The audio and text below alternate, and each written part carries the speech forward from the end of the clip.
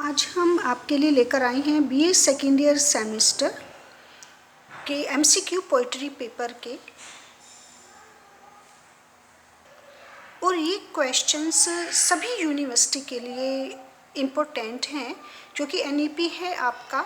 तो आपके ज़्यादा से ज़्यादा 5-10% क्वेश्चंस ऐसे होंगे जो आपको लगेगा कि आपके सिलेबस से रिलेटेड नहीं है, अदरवाइज ये सभी यूनिवर्सिटीज़ के लिए है। तो आपको या तो 100 क्वेश्चंस मिलते हैं, आपको 75 मिलेंगे। तो यहाँ पर हम 100 क्वेश्चंस लेकर आए हैं कि किस तरह के क्वेश्चंस पोइट्री से रिलेटेड पूछे जाते हैं। ओके, ऑब्जेक्टिव टाइप क्वेश्चंस, और ये आपके क्वेश्चंस होंगे, आपको 4 ऑप्शंस दिए जाएंगे। तो इसलिए यहाँ पर आपका टाइम सेव करते हुए आंसर्स यहाँ लिखे गए हैं। जैसे कि देखिए, सबसे पहला क्वेश्चन आपसे इस तरह से पूछा जाएगा, who gave the call return to nature, और उसके सामने आपके पास 4 ऑप्शन होंगे। तो उसमें से एक ऑप्शन आपका ये भी होगा, विलियम वर्ड्सवर्थ। गुड, तो इसीलिए आप सिर्फ इनको देखते चले जाइए। Who gave the call return to nature, William Wordsworth. From where the word sonnet has been derived. Okay, sonnet कहाँ से लिया गया है? Italian word sonetto.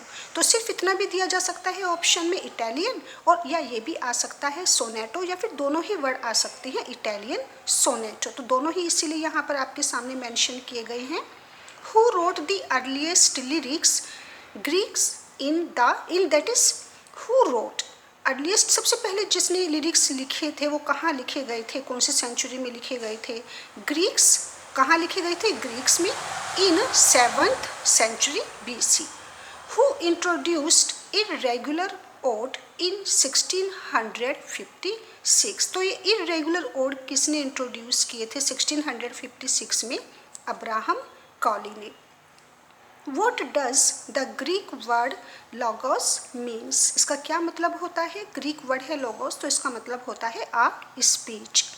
Strophe, antistrophe and apode are the parts of ode. Okay, answer होगा हमारा ode, क्योंकि ये स्ट्रोफी, एंटीस्ट्रोफी, अपोड odd के ही एक स्टेंजा होता है, ओड के ही पार्ट्स हैं। Keats poem, Keats ballad, la belle dame sans merci is the example of. तो ये किसका एग्जाम्पल है या किस तरह की पोएम है? It is a ballot.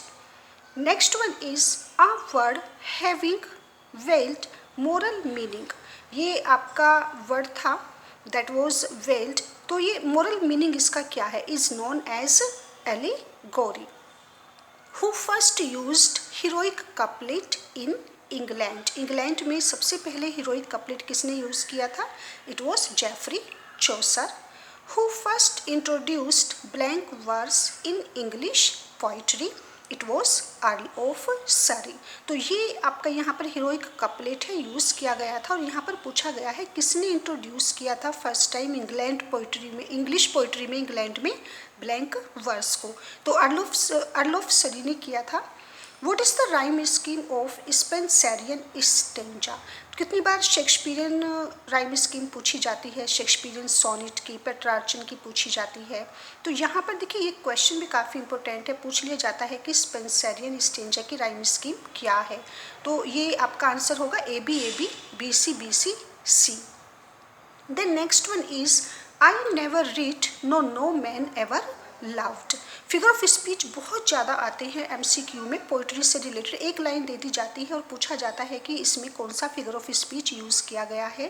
तो आप जो भी बच्चे अपीयर हो रहे हैं इस पेपर में, वो फिगर ऑफ स्पीच बहुत अच्छी तरीके से प्रिपेयर कर लें, क्योंकि कम से कम आपके 5 to 10 क्वेश्चंस ऐसे आ जाते हैं जो आपके हाइपरबोल फिगर ऑफ स्पीच से रिलेटेड रहेंगे। जैसे कि यहाँ पर फिगर ऑफ स्पीच कौन सा है? सोनेट है ये हमारा, विलियम शेक्सपियर का, I never writ no man ever loved, और यहाँ पर फिगर ऑफ स्पीच है hyperbole. To which school of poetry did John Donne belong? तो जॉन डन बिलोंग करते हैं मेटाफिजिकल पोइट्री को, मेटाफिजिकल पोएट रही हैं वो। What is the real name of the dark lady whom Shakespeare has addressed in his sonnets? तो वो थी, आपका आंसर होगा Mary फिटन। How many books are there in Paradise Lost? Paradise Lost में कितनी बुक्स हैं? टोटल 12 बुक्स हैं। Then John Milton was the supporter of। John Milton किसको सपोर्ट करते थे? ओलिवर क्रॉमवेल को। In which metre the poem an essay on criticism is written. ये poem an essay on criticism लिखी गई है किस मीटर में? Heroic couplet. Alexander Pope is known in his city as, और ये काफ़ी फेमस क्वेश्चन है, काफ़ी फेमस उनके बारे में है, अलेक्जेंडर पोप के बारे में। वो किस नाम से जाने जाते हैं? He the wasp of Twickenham. Who is known as the precursor of romantic revival? Thomas Gray. Okay, Thomas Gray को माना गया है precursor of romantic revival. Then 20th one is, where was this country churchyard mentioned in Grace Elegy written in a country? Where was this country churchyard? जो mention किया है ना grey ने अपनी एलिजी में, अपनी पोएम में, elegy written in a country churchyard, तो ये कहाँ पर सिचुएटेड है? जिस कंट्री चर्चयार्ड को उन्होंने मेंशन किया है, स्टॉक पॉजेस विलेज में। Then next one is in the sonnet. In the sonnet the world is too much with us, जो विलियम वर्ड्सवर्थ का सोनेट है, what does world stand for?